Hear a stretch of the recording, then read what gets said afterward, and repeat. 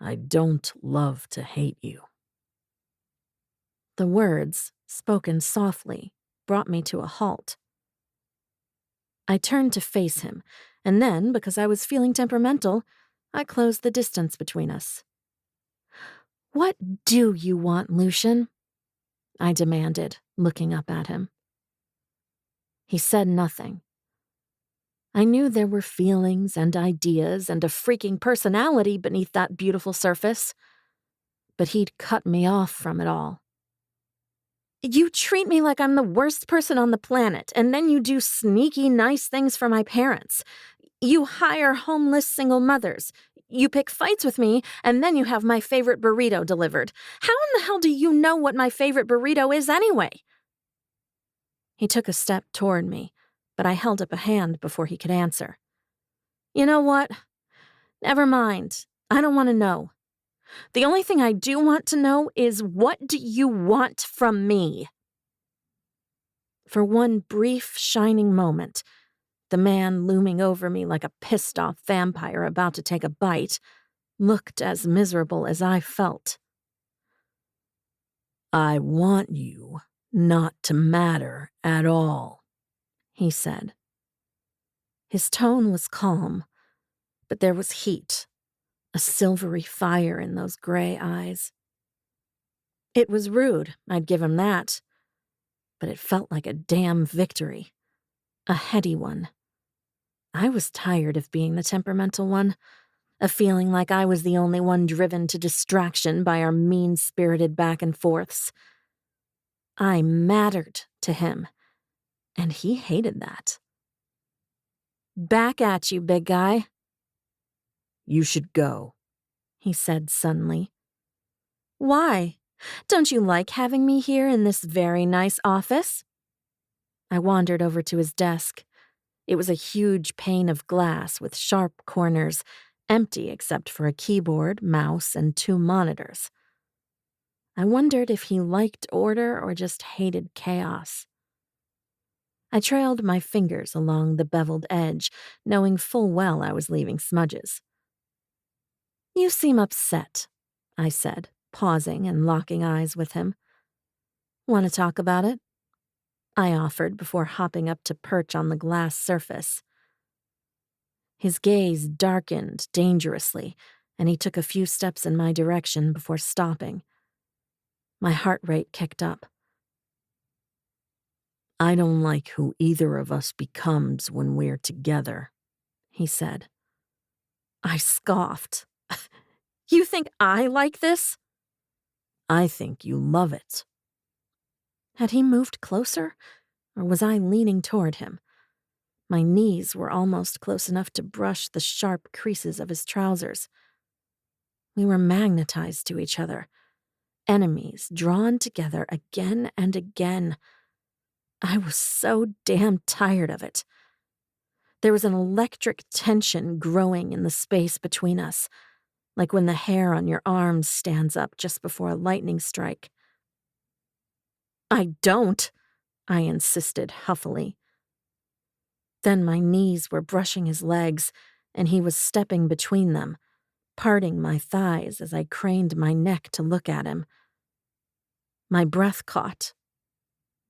His fingers flexed at his sides, and then they ghosted over the tops of my thighs before he planted his hands on either side of my hips. God, he even smelled gorgeous. Lucian dominated my senses. The subtle gray stripes in his tie matched his eyes exactly. The heat pumping off his body felt like I'd entered a sauna. His scent was crisp, clean, deadly. I could hear a heartbeat, and it was loud enough to think maybe it belonged to both of us. You do.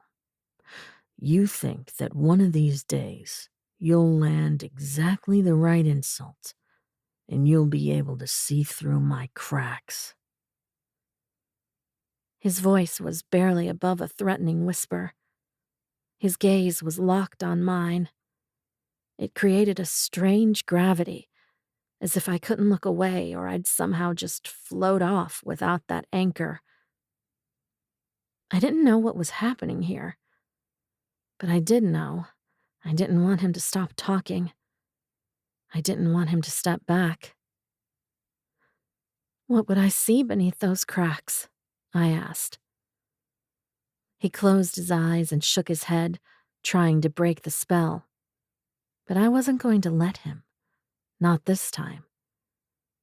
I reached out and did what I'd fantasized about for years. I grabbed his perfect tie and yanked him closer. Do not play with me, Pixie, he growled. His words were a warning, but those eyes were open now, and I saw something else in them. Something fiery. My biological instincts were scrambled. Instead of fight or flight, my body seemed to have added a third option. Fuck. Don't call me that, I breathed. Then stop looking at me like that. Like what? I whispered. His thumbs simultaneously brushed the outer curve of my rear end where it met his desk, and I absolutely almost lost consciousness. This didn't feel like hate. This felt like something much more dangerous. Like you want me to. The unflappable Lucian Rollins lost his train of thought as he looked at my mouth. The rawness I saw on that gorgeous face both terrified and fascinated me. I wondered briefly if Lena's heart condition was contagious because my heart seemed to be limping along like it forgot how to beat properly. This is a horrible idea, I said in a near whisper. Worst I've ever had, he agreed. Neither of us moved. Neither of us came to our senses. I'm exhausted by us, I admitted. I hate us, he countered. My fingers began to ache, and I realized I still had them locked around his tie. His mouth hovered over mine, not quite touching. We were breathing the same air as our bodies caught fire. My head was spinning, flinging away all logic as I clung to the one thing that felt right. Him. I wanted this. I wanted him.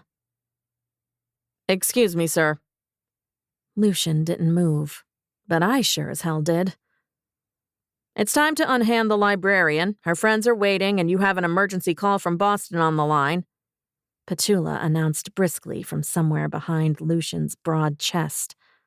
With a yelp, I launched myself forward in a panicked attempt to slide off the desk, but instead of dismounting, I only managed to crash my crotch into Lucian's.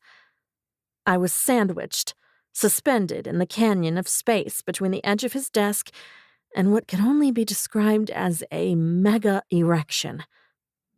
My legs were draped over his thighs in what would have been the perfect position for getting railed. "Oh, God," I squeaked. If I could feel how hard he was, did that mean he could feel how wet I was? This was knowledge neither of us needed the other to have. Lucian's nostrils flared, and his hands were now gripping me by the hips. Hard. "Out," he snapped without looking away from me. No, Petula decreed. You pay me to maintain order, not to tolerate your blatant disregard of your schedule. You do not have time to canoodle with Ms. Walton. It will have to wait. Canoodle? There was a hysterical edge to my tone, and for one fleeting moment I thought I caught the flash of amusement on Lucian's face, but it was gone as quickly. Ms. Walton was just leaving, Lucian said coldly. He gripped my hips with powerful fingers and placed me firmly on the floor. He gritted his teeth and took a step back. The silk of his tie, The only thing that still tethered us to each other slid through my fingers.